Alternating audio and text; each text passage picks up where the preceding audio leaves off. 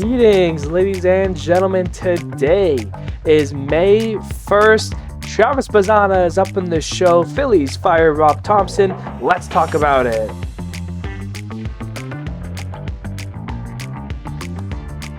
Hello, everybody. My name is Steven. This is the middle of the order. How are we doing today, ladies and gentlemen?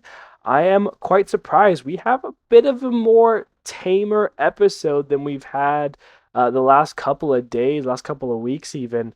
I feel like there's always been lots of things to talk about, so many great games of baseball, but for this week, it seemed like it was a pretty tame week, despite, the one or two news stories to talk about here, which we will be talking about right after we get through our usual series recap.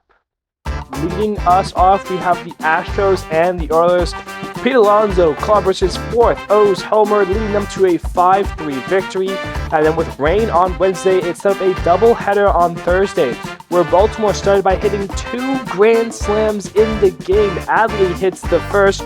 Jeremiah Jackson hits the second, his second grand slam of the month already.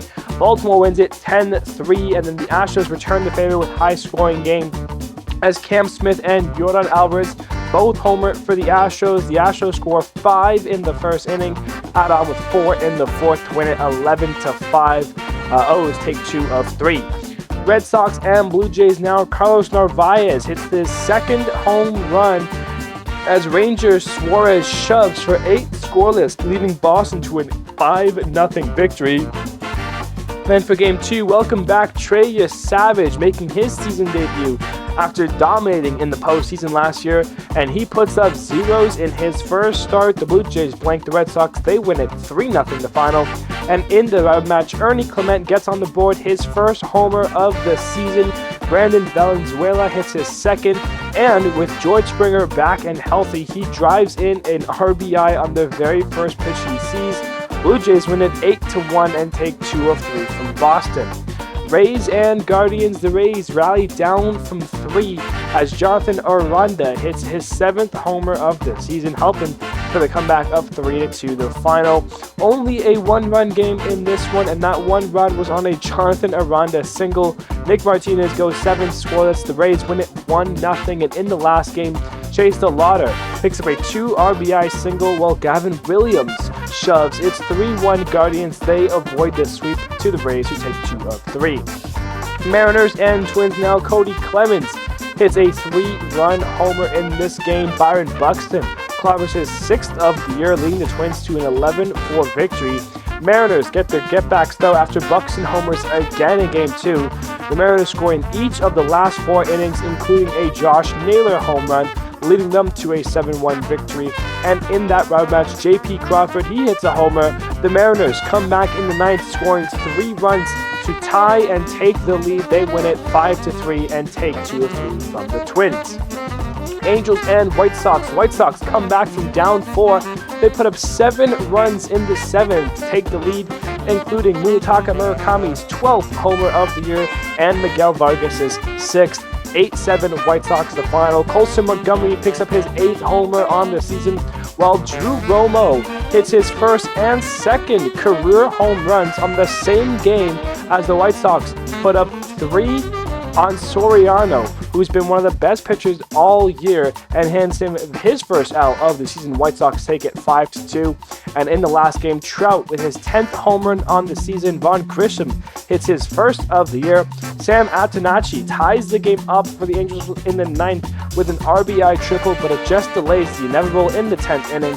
Colson Montgomery hits the walk-off single in the 10th to secure the sweep. And I said that wrong because Sam Antonacci is on the White Sox, so he actually does them a favor, getting the RBI triple. Colson Montgomery, the walk-off single in the 10th. White Sox sweep the Angels 3-2 the final in that game. Royals and A's now. Salvador Perez hits his 5th home run to tie the game. This one goes to extras, where Bobby Witt delivers with his clutch 3-run homer in the 10th to secure the Royals a 4-1 victory. In Game 2, it's Lawrence Butler hitting a 3-run home run that would help the A's even up this series 5-2 the final. And in that last game, the A's scored score 4 in the fourth with the help of 2 big doubles from Shea Langoliers and Nick Kurtz. The A's win it 6-3 and take 2 of 3 from the Royals. The Yankees and Rangers home runs aplenty in the series for the Yankees. Ben Rice, Aaron Judge, and Jazz Chisholm all homer in a 4-2 Yankees win. Then Austin Wells and Aaron Judge homers in a 3-2 Yankees win. But in that last game, Nathan Eovaldi blanks the Yankees as Josh Young comes through with a 2 RBI game. Rangers win it 3-0 to avoid the sweep. Giants and Phillies. The Phillies run with 4 runs in the sixth, including 7 scoreless from Jesus Luzardo. That is a recipe for a win. Phillies take a 7-0 victory in the opener. Then, similar to Baltimore, rain on Wednesday meant the doubleheader on Thursday. Schwarber hits his 10th homer of the season. Phillies tie it in the ninth on a Bryson Stott triple and then walk it off on a Justin Crawford single. They get the comeback win, scoring 2 in the ninth.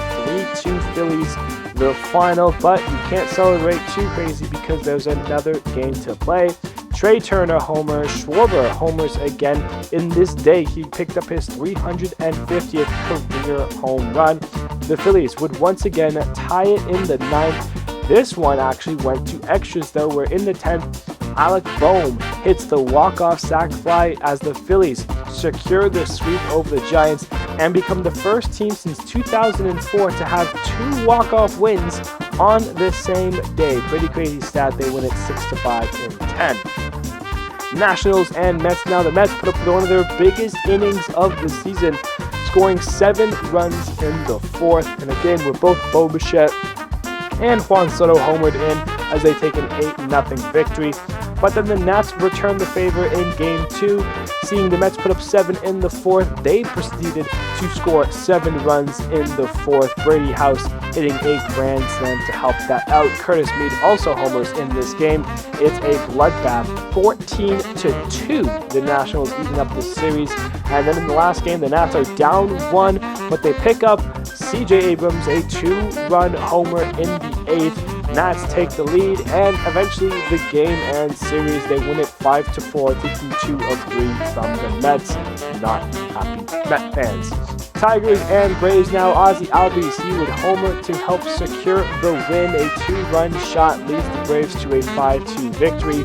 And then Ozzie Albies homers again in the next game, his 7th on the year.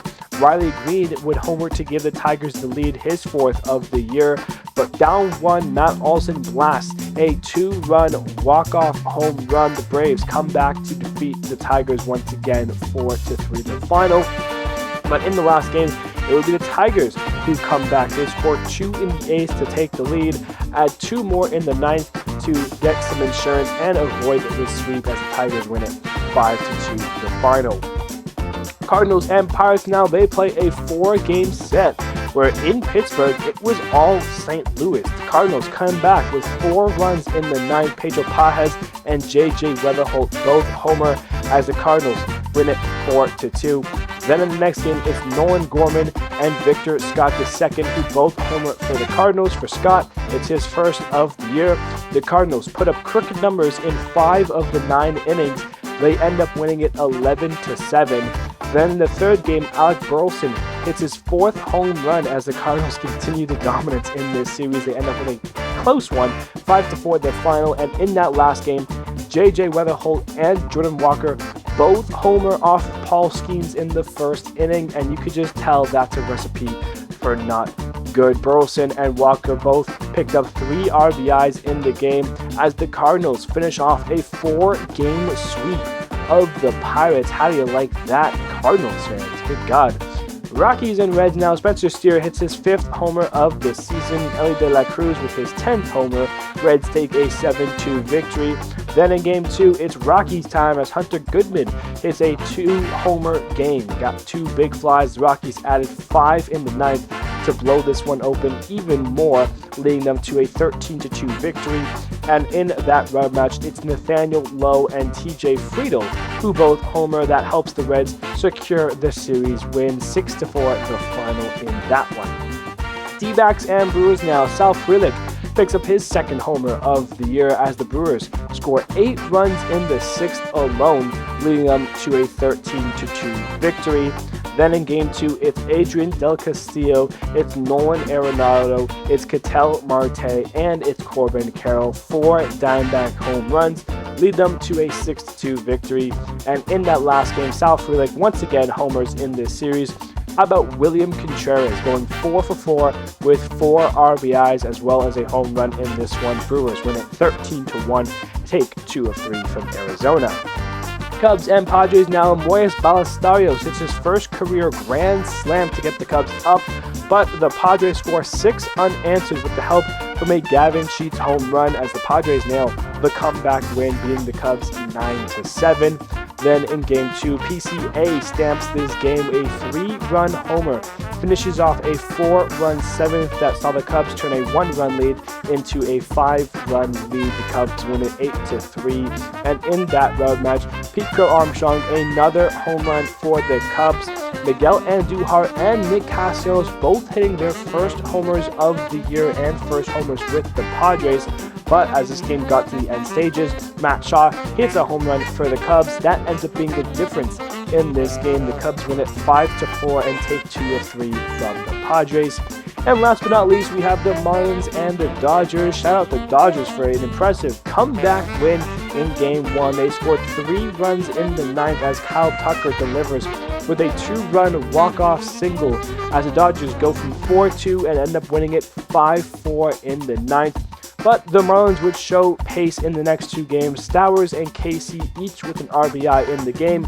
Marlins pitching holds the Dodgers to just 1 run as the Marlins win it 2-1. And in the next game, Liam Hicks picks up his second homer of the series as Stewie Ruiz, against his former team, the Dodgers, hits his first home run of the season. Those 2 homers help the Marlins to a 3-2 victory.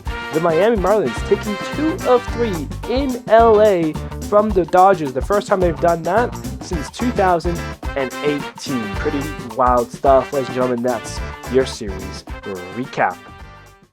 All right, now let's get to the game of the week. We're going to Chicago for the Angels and the White Sox. The Angels get on the board first and early, top of the first. Jorge Soler, a sac fly. Angels take a 1-0 lead. They would add 2 in the next inning. Bryce Teodosio with the RBI double. Then Zach Neto picks up an RBI single. Angels take a 3-0 lead. Top 4, they continue to add to it with Vaughn Grissom picking up a sac fly. Makes it 4-0 Halos. Bottom of the 5th, the White Sox finally get on the board. Andrew Benintendi would ground out, and a run would come in to score, making it 4-1. Then in the top of the 7th, Jorge Soler crushes his 6th homer of the season, puts the Angels back up 4, leading it 5-1, which then enters the bottom of the 7th, where things get a little wild in this one. Tristan Peters starts it off with an RBI single to put the White Sox within 3. Then Andrew Benintendi with a 2 RBI double. Now the White Sox are down 1, and with 2 runners on, it's Munetaka Murakami hits his 12th homer of the season.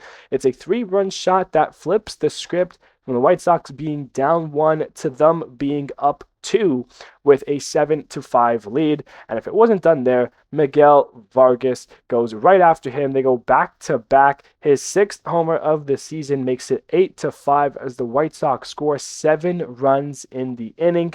Top 9, the Angels would try to even this game up. Jorge Soler would ground out to score a run, making it 8-6. Then Nolan Shanuel picks up an RBI double, making it 8-7 with the tying run at third base, but they cannot bring it in. The White Sox hold it, win it 8-7, take that first game of the series where they eventually swept the Angels. That is your game of the week, and a pretty good one at that, if I do say so myself. Let's get into the news from the week here. And the first big piece was that the Cleveland Guardians decided that now was the time to call up the 2024 first pick overall in the draft, second baseman Australian native Travis Bazzana was called up for his MLB debut. And in his first ever game, with a tying run at second and 2 outs in the ninth inning, Kevin Cash and the Tampa Bay Rays elected to intentionally walk Bazzana in a moment where he could have had his first major league hit and tied this game up for the Guardians. Instead, they walk him intentionally and end up getting the win after they strike out Valera. So the correct move by Kevin Cash, kind of, but it's kind of funny that already in your first game, you're getting intentionally walked when you get the chance to save the game. Kind of a moment you would think of like, oh my God, first game, you have a chance to like be the hero now and pick up your first hit. Um, and the other team kind of does what they can to win the game. Obviously, fans were unhappy, but in the end, it seems like it was the right decision by the Rays. They end up holding on. So far, Bazzana, in his 2 games with the Guardians that he played, he is 0 for 6. Did walk twice in those games, one of which, of course, the intentional one in the ninth inning, and did strike out once. So he's still looking for his first big league hit. But we'll have a chance to do so against the Athletics over the weekend here in Sacramento. So they are going to be on the road for this, but still, I'm very high on this kid. I've seen him a bunch, and I think he is going to be one of those really good second basemen. When I think of second baseman, I always thought it was like one of the weaker positions in terms of like the superstars. Because when you think of like, oh, the Aaron Judges and the Shohei Otanis and the Vladimir Guerrero Jr.'s and the Jose Ramirez's, like a lot of the time you end up with like right fielders, first baseman, third baseman, shortstops. Like you don't really have a lot of like superstar second basemen. I think Travis Bazzana could definitely be one of those superstar second basemen in his 3 years in the minor league system. So 2024, 25, as well as the little bit that he had in April so far in 2026. He's played in 135 games where he's racked up 125 hits, including 14 homers, a 252 batting average, and a 826 OPS. So far in AAA this year, he was 27 for 94, having 11 doubles, 2 triples, 2 homers, 10 RBIs. He had a 287 batting average and a 933 OPS. Of course, he was also playing for Team Australia in the WBC, where he definitely had struggles in that tournament, but did have a really good moment in one of the games, hitting a clutch home run. Ended up only going 3 for 16 in the tournament, of course, with that home run, batting 118 with a 610 OPS. But overall, his numbers are excellent. He's got some home run pop, but he is one of those guys that will just hit to all courses of the field and just, he's speedy, plays a good glove. He really is a great ball player. It makes sense why Cleveland took him first overall and the 2024 draft. And I'm excited to see what kind of career this kid could have. I'm hoping he kind of gets hot here and kind of takes the league by storm. I mean, this is just another great player who can throw his hat into the Rookie of the Year voting because, again, we are kind of shaping up for one of the best rookie classes we have seen across both leagues. When you look at Murakami and when you think of guys like Trey Savage and Kevin McGonigal on the AL side of things, now you're adding, another great player in Travis Bazzana. You look at the NL, you got Connor Griffin, you got Sal Stewart, you've got, Nolan McLean, like all these great players as well. Like we, again, looking at one of the best rookie classes in a long, long time. And Bazzana is just another nail into this coffin of just talented rookies that are making their debuts this year. So love that. Love all that stuff for Cleveland. I'm sure Cleveland fans are very happy. Let's shift gears to teams that are not as happy, one of them being those Philadelphia Phillies, who has followed suit with Boston and have ended up firing Rob Thomson as the manager of the Philadelphia Phillies. Don Mattingly, who was brought in to be the Phillies bench coach, has taken over as interim manager for the Phillies. It is important to note that Alex Cora, who was just recently fired by the Red Sox last week, he was offered to take over for Rob Thomson. The Phillies, wanted Cora. He declined the position, basically saying that it's, family reasons and potential reunions and stuff. he thought it was best to hold off on it for now. So Don Mattingly has taken over as the Phillies manager for now. Rob Thomson was a good manager overall. I think he, of course, took over back in 2022 when the Phillies once again got off to a slow start and fired the manager. They ended up going to the World Series that year. They picked up the NL pennant that year. In 4 full seasons, 3 full seasons, and then the half season that he had in 2022, as well as the few games that he had this year as well with the Phillies. He went 355 wins, 270 losses. That's a 56 win percentage there. The Phillies made the playoffs each year in his tenure. When he finished in the wild cards in 2022 and 2023, those were his better years in the postseason overall. The Phillies were. Of course, in 2022, making it to the World Series. In 2023, making it to the NLCS again.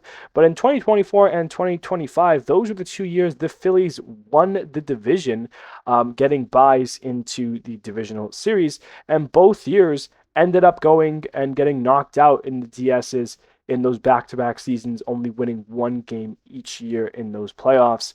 And so far this year has been off to a horrid start. Just like the Mets, Phillies 9-19 as it stood in his tenure, and they just thought it was best to move on. And so far, it's kind of paying off. Don Mattingly has been pretty good so far with the Phillies. Of course, he is. They just swept the Giants. So yeah, the Phillies are looking to kind of turn things around just a little bit here. But my question for you guys, and what I was thinking about as well here, is okay, we're first day of May, right? May 1st is today. Alex Cora fired by the Red Sox. Rob Thomson fired by the Phillies. Another good team that's in a similar position is the New York Mets and Carlos Mendoza, who has yet to be fired, and there hasn't been any word about that really. And to be honest with you, when I look at these three teams and I look at the positions that they're each in, and I look at the managers, I think the Mets had the biggest reason for the shakeup. I mean, I think Carlos Mendoza right now is feeling the pressure, and I wouldn't be surprised if in the next week or two we're talking about, well, the Mets fired Carlos Mendoza because, like, you need to change things up if it isn't working. These teams have recognized that, and I still think Alex Cora was a fantastic manager, but obviously something's going down in Boston. We've talked about that when we were talking about the Alex Cora firing, because of course it wasn't just Cora; it was like half of the coaching staff at that point. And now with the Phillies, like again, last over the offseason with Nick Castellanos, there's been reports that came out about the clubhouse in Philly and what things were going well and what was kind of not going well and who was happy and who wasn't happy.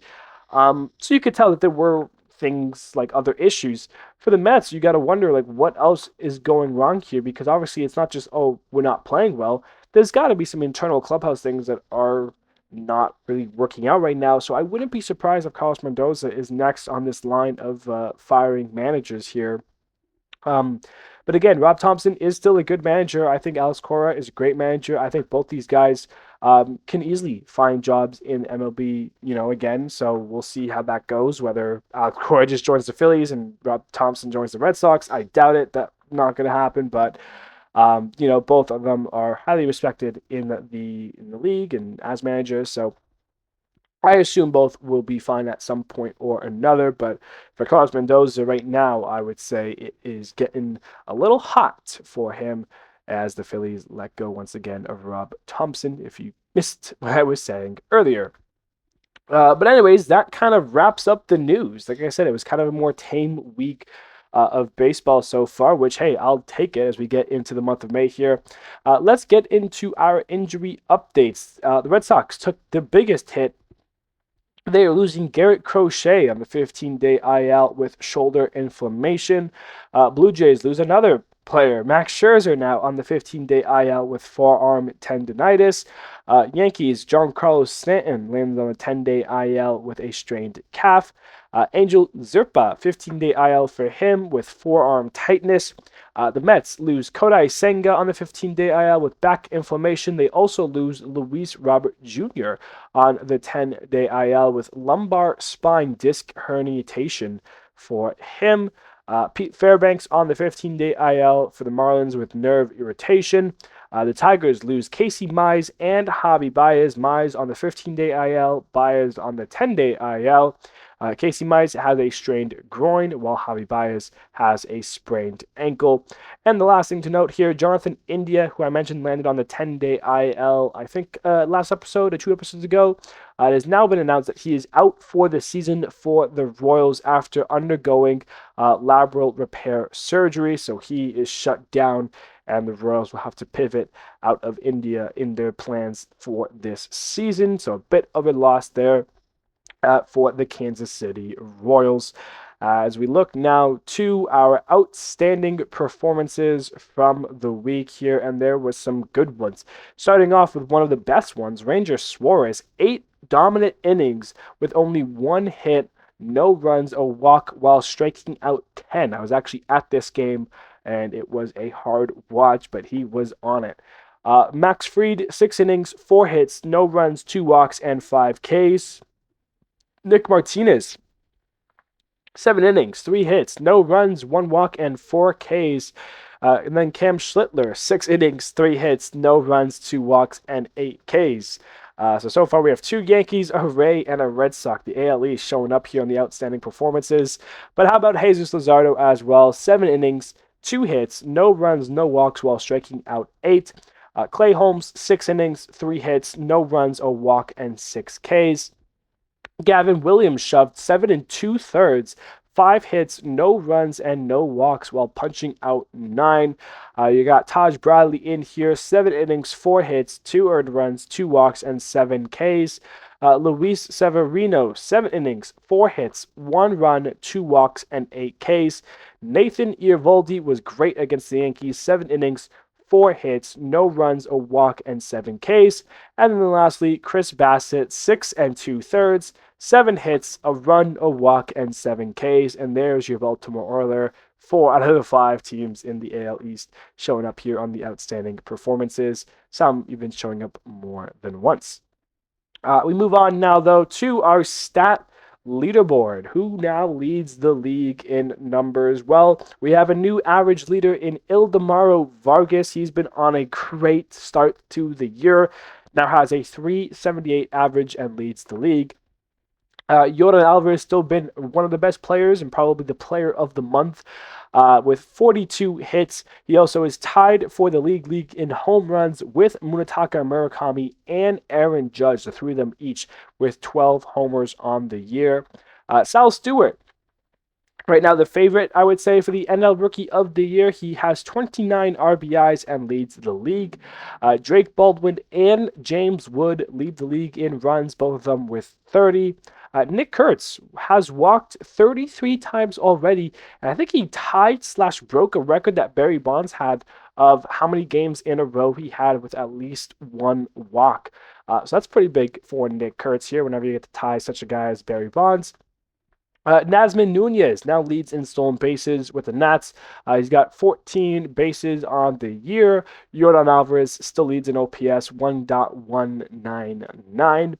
When you take a look at wins, we obviously knew Aaron Ashby and Jose Soriano, but they did not pick up a win, while Gavin Williams, Chris Sale, and Landon Roop all tied up. So you've got a 5-way tie for wins with 5, all of them with 5 wins on the season. Jose Soriano, he got for 3 earned runs against the White Sox, but he still leads in ERA. He went from 0.24 to 0.84 after that start. Gavin Williams has picked over strikeouts from Dylan Cease. He's now got 53 of them on the season, while Mason Miller, of course, as dominant as he is, still leads the league in saves. He's picked up 10 of them to secure the Padres a really good spot in the standings as it stands. Interesting. Anyways, move on now to the upcoming series. What to watch for this weekend. The Giants are in Tampa to take on the Rays. Astros at Red Sox. The Oilers and the Yankees, I believe, play a 4-game set. I know the Twins and Blue Jays play a 4-game set. You got the Rangers at the Tigers, Guardians at the A's, Royals at the Mariners, Mets at the Angels. Two teams with two of the worst records in the game go at it there. The Phillies will play the Marlins in, I believe, a 4-game set. You got the Brewers at the Nationals, Reds at the Pirates, D-backs at Cubs, Dodgers at Cardinals, Braves at Rockies, and the White Sox at the Padres. And yes, if you're still asking, all 5 teams in the NL Central are still better than all 5 teams in the AL Central. That is still a crazy stat for you all. As we take a look now into the playoff predictor and what exactly is going on. If the playoffs started today, who would be walking away with the biggest trophy of them all? In the AL wildcard, the 6-seeded Tigers take on the 3-seeded Guardians, while the 5-seeded Mariners take on the 4-seeded Rays. I have the Tigers upsetting the Guardians and the Mariners upsetting the Rays. So our ALDS has the Tigers taking on the Athletics in the 2-seed, by the way, while the Mariners would go to New York to take on the 1-seed. No upsets this time around. A's beat the Tigers, Yankees beat the Mariners. So our ALCS, the Athletics versus the New York Yankees, and that is a series the Yankees would not lose as they head on to their World Series. On the NL side of things, the wild card has the 6-seeded Cardinals taking on the 3-seeded Reds, while the 5-seeded Cubs take on the 4-seeded Padres. Reds beat the Cardinals. Padres beat the Cubs. So our NLDS matchups feature the Reds at the Dodgers, who are the 2-seed, while the Padres take on the Braves, who are still the 1-seed of baseball. The Dodgers, once again, beat the Reds. The Braves handle the Padres. So we head to an NLCS of Dodgers at Braves. Man, do I miss these two teams clashing in the early 2000s. In 2000, 2021. Those were some good years there. The Dodgers, though, beat the Braves. They head to the World Series. We've got a 2024 rematch, the Yankees and the Dodgers. And just like 2024, the Dodgers are your 2026 World Series champions. They three-peat just before the lockout, and baseball will change forever as we know it. Ladies and gentlemen, thank you so much for tuning on into another episode. I appreciate you all for hanging out with me here as we get into the month of May. We should have the player of the month for you starting on Monday, I believe. Worst case scenario, it would be next week. I got to double check scheduling and figure everything out. But we will have our first players of the month coming up in the next episode or two. So stay tuned for that. As, hey, we're 1/6 of the season down. First month in, we're entering May. And, as NHL and NBA playoffs will continue, once those start to wrap up, it'll feel like, it's a new time. Like, it's like baseball's a different chapters throughout the season, and I think there are some teams that definitely lost this first chapter, while some teams definitely won, but their season is still long. There's still plenty of time to turn things around. So if your team's at the bottom of the standings, don't worry. There's still 130 something games left, so there's still plenty of time to turn it around for your favorite team. Ladies and gentlemen, thank you everybody so much, and I will see you on Monday.